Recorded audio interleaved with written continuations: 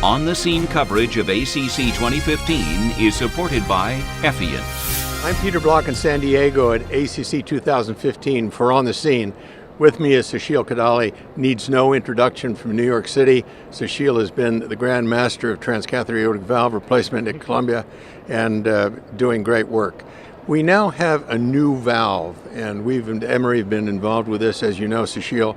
The P3 valve, a new valve that is smaller, more user-friendly, probably a lot less paravalvular leak, and you're just talking about the results of this. So tell me about the trial to start with, and then we'll get into the results. Sure. The trial was two single-arm registries in high-risk and inoperable patients. They're going to be compared to historical controls. So there's a high-risk cohort of 583 patients, and intermediate-risk cohort of 1,076 patients. So actually the intermediate risk cohort is sort of edging down toward really pretty intermediate risk patients, isn't it? It is, but it's still there. It's a pretty elderly population. The average age was 81.9, and the mean STS is still 5.3, which is not that far different than the TVT registry data right now.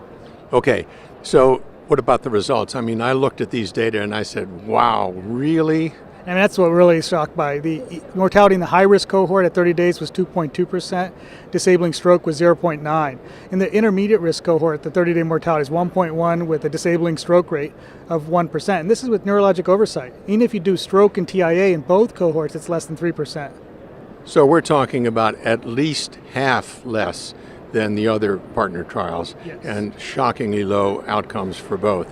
What do you think is the cause of that, Sushil? I think there's a learning curve. I think we're doing the procedures better. I think that definitely plays a role. We're getting 3D imaging, better pre-procedural planning. But I think the other issue is the devices have become easier, more user-friendly.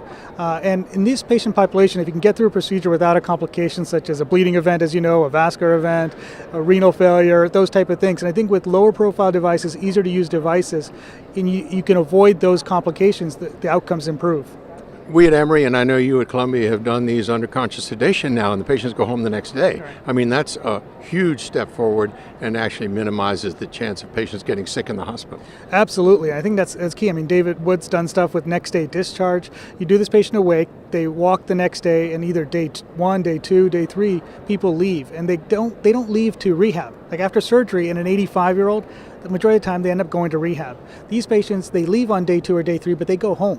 And I think that's the difference. Okay, so one last question for you before we quit, and that is P3 is designed a little bit differently, has a ring around the bottom which keeps the paravalvular leak hopefully minimized. Talk to me about paravalvular leak, because that's also a major difference. Yeah, absolutely. The rate of moderate leak, and this is 1,600 core lab adjudicated echoes, moderate leak was 3.7, severe was 0.1. And this compares to earlier trials with the SAPIEN or XT device where these rates were anywhere from 12 to 24%. Okay, so the new SAPIEN P3, new valve, we've used it as well. It's dynamite. We all like it very much. It is clearly a new generation valve. The initial results are strikingly positive, and we'll see how going forward when it gets out in the real world how it really works. But for now, it's exciting news. Thank you, Sushil. Thank you for having me. I appreciate it.